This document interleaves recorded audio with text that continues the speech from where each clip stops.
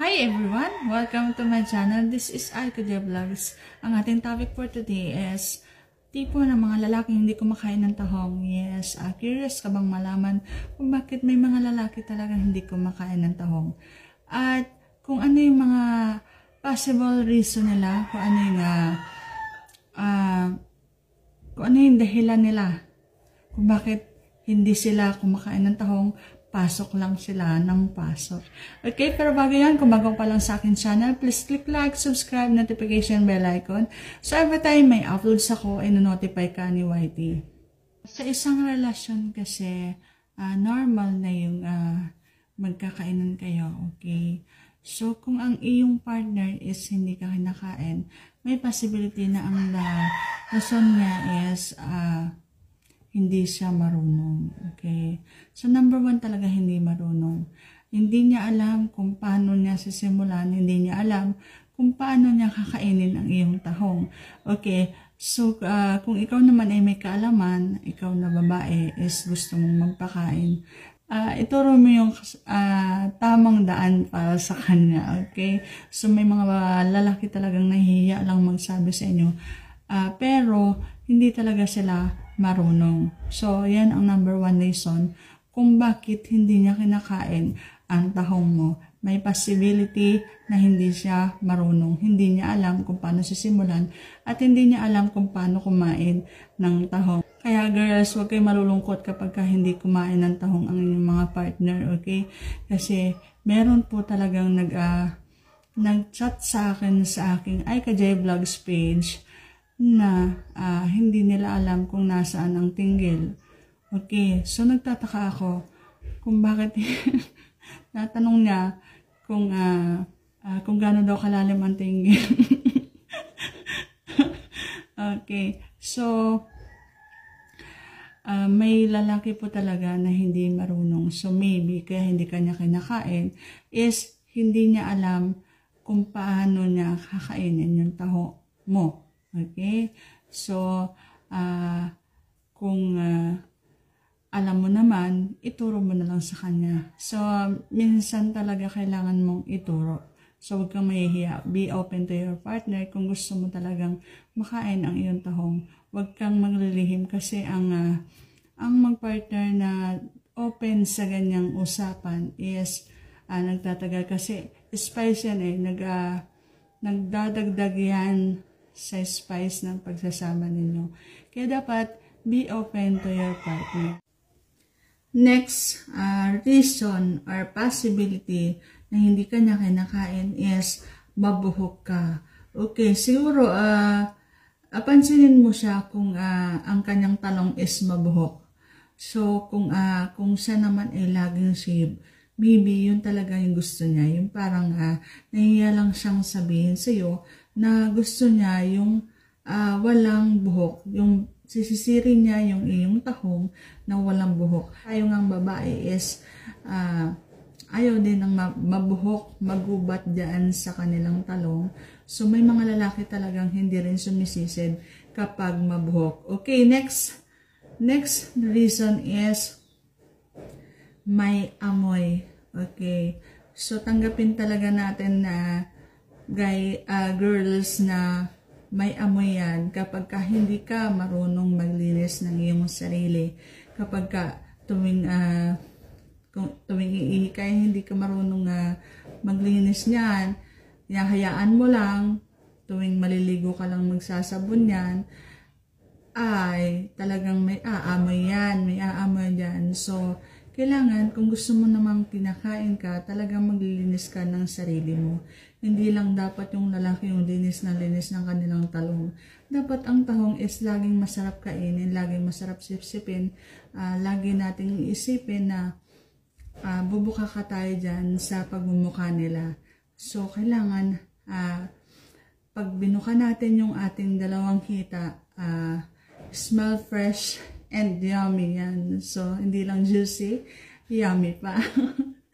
So, kailangan mabango ang ating iaalay na tahong.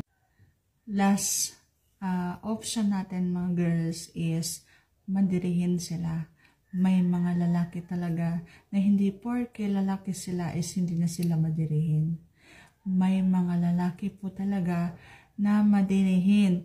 Okay, so maybe sa past relationship nila is naka-experience sila ng worst na amoy or worst na lasa.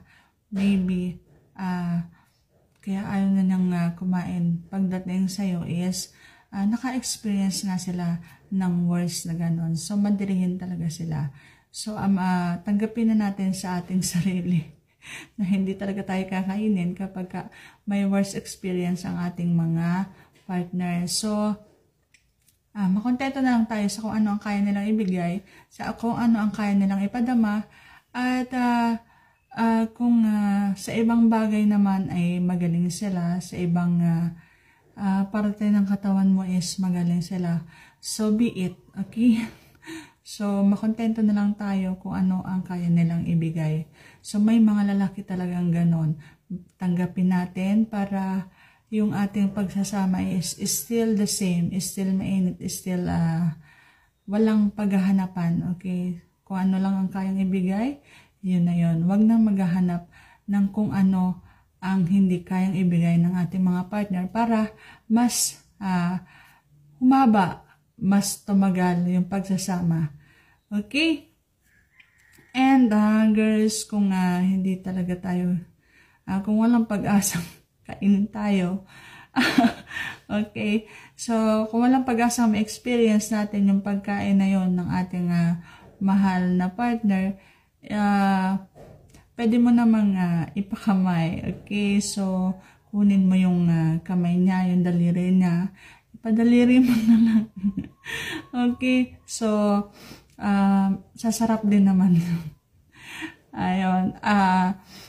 Kung wala talagang pag-asa, so wala na tayo talagang magawa doon. Hindi natin mapipilit ang isang taong kainin tayo kung ayaw tayong kainin. Okay? So hanggang dyan na lamang po ang aking vlog. Shout out! Ayan. Shout out to Sir Taconyo TV. Ayan. Ninong po yan ng aking anak. Nagpapa-shout out. Okay? Shout out parts. Shout out din kay shout out din kay Maria Cristina Espeña Sabala. Ayan, shout out sa iyo ng bongga-bongga, ma'am or sir, kasi pambabae yung name ng channel mo. So kung girl ka, shout out ng bongga-bongga. Good afternoon sa iyo. Sana ay you're having a good day today. Okay, thank you for watching my vlogs. And thank you sa pabalik-balik sa akin channel. Ayan, very appreciated po. And shout out ng bonggang-bongga kay Arnold po Compahinay, Tulasisi ni Gagong Digong nyo, Ireneo Masinas, Salvacion Marabillo, Bobby Laparan, shout out Joel Gatchalian, Rito Mangisi, Rog Villar, William Roldan, Yumi Lavita, MJ Simon, shout out, Mami J Channel, Ria Cabiroy, shout out, Josephine Valiente, shout out, ayan. Shout out to Larry Dalangin, shout out to Francisco Perez, Ricardo Rodriguez, Wilson Lanorias, Dennis Lanyosa, shout out ng bonggang-bongga sa inyo. It's Ruben Channel, shout out. Salvador Beza, shout out. Bayutik, shout out. Leo Perlado, shout out. Ayan. Fred Manabis, shout out sa iyo. Jonel Manatad, shout out po. Bayolito Elman, shout out. Ching Remorca Denlauso, shout out po. Jomar Marson, shout out. King Guzman, shout out. Arnold Kubakob, shout out po. Solmix TV, shout out ng bonggang-bongga. Satotech Info, shout out my friend. Joey Boy Bosman, shout out po. Rolando Batchicha, Crystal Edobas, Francisco Perez, Shide Me J. Malges. Ayan. Shout out ng bonggang-bongga. Jordan Encarnacion, sir, maraming salamat for watching. Every vlog na mag-upload ako is nandyan ka. Thank you for watching, guys. See you on my next one. Have a good day. God bless.